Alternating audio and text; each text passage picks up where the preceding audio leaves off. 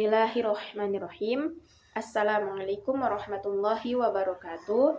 Puji syukur kita panjatkan kehadirat Allah Subhanahu wa Ta'ala yang telah memberikan kita nikmat kesehatan dan kesempatan.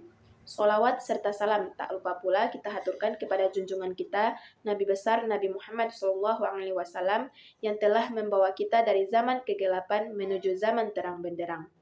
Baik, yang saya hormati Ibu Profesor Dr. Novianti Jafri, SPDI, MPDI, selaku dosen pengampu mata kuliah Pendidikan Agama Islam.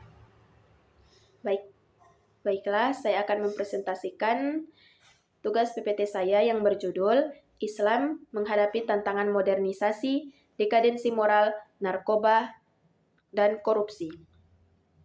Pendidikan merupakan salah satu bagian terpenting dalam kehidupan manusia, karena hal ini menjadi faktor utama dalam pengembangan potensi sumber daya manusia, baik potensi jasmani maupun potensi rohani.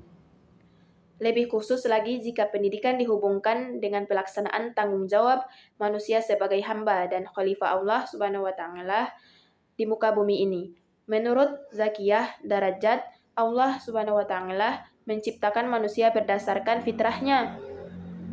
Tetapi fitrah Allah untuk manusia diterjemahkan dengan potensi dapat dididik dan mendidik.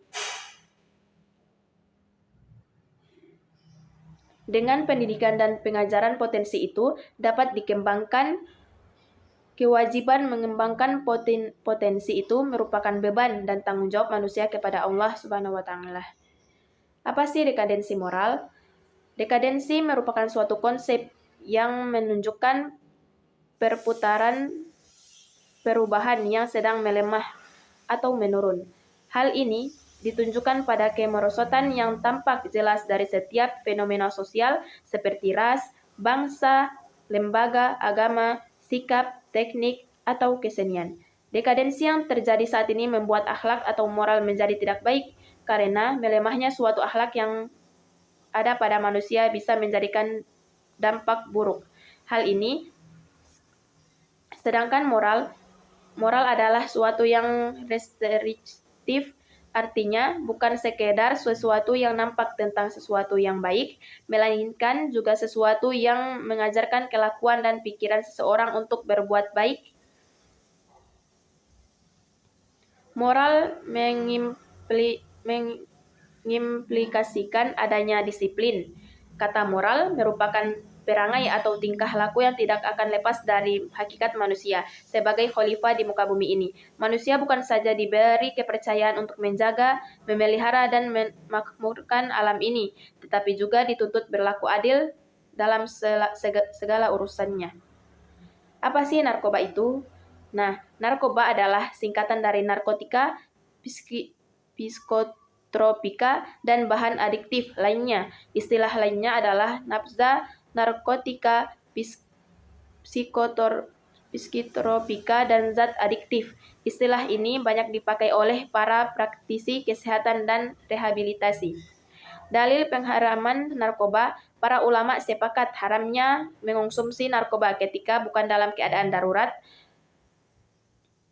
Ibnu Taimiyah rahimahullah berkata, narkoba sama halnya dengan zat yang memabukkan diharamkan berdasarkan kesepakatan para ulama. Bahkan setiap zat yang dapat menghilangkan akal haram untuk dikonsumsi walau tidak memabukkan. Majmu' al-Fatwa 34/204. Nah, selanjutnya, apa sih korupsi itu? Korupsi adalah perbuatan yang dilakukan dengan tujuan mengambil keuntungan pribadi dari harta, waktu, maupun wewenang yang bukan menjadi haknya. Dalam ajaran Islam, korupsi jelas dilarang dan termasuk dalam salah satu perbuatan merugikan. Hukum Islam menyebut tindakan korupsi dengan istilah jiramah, atau jinayah. Kedua istilah ini mempunyai pengertian yang sama, yaitu perbuatan yang dilarang hukum Islam. Baik perbuatan itu mengenai jiwa, harta, atau lainnya. Pembahasan mengenai tindakan-tindakan yang dipandang sebagai korupsi dapat dilihat dalam beberapa ayat dalam Al-Quran. Terdapat ayat yang menyebutkan bahwa dilarang makan harta sesama dengan jalan batil, dan larangan tentang menyuap hakim demi menguasai harta yang bukan haknya. Sebagaimana tercantum dalam Al-Quran surat Al-Baqarah ayat 188. Nah, kesimpulan, secara keseluruhan, Islam menghadapi tantangan modernisasi ini dengan penekanan pada nilai-nilai luhur yang membangun karakter dan masyarakat. Upaya ini melibatkan pendidikan, penerapan hukum yang adil, dan kerjasama antara individu, masyarakat, dan lembaga pemerintah untuk menciptakan lingkungan yang lebih adil, etis, dan sehat. Integrasi prinsip-prinsip Islam dalam menangani masalah-masalah ini merupakan langkah kunci menuju pembentukan masyarakat yang lebih baik dan harmonis. Sekian presentasi dari saya. Lebih dan kurangnya saya mohon maaf. Wassalamualaikum warahmatullahi wabarakatuh.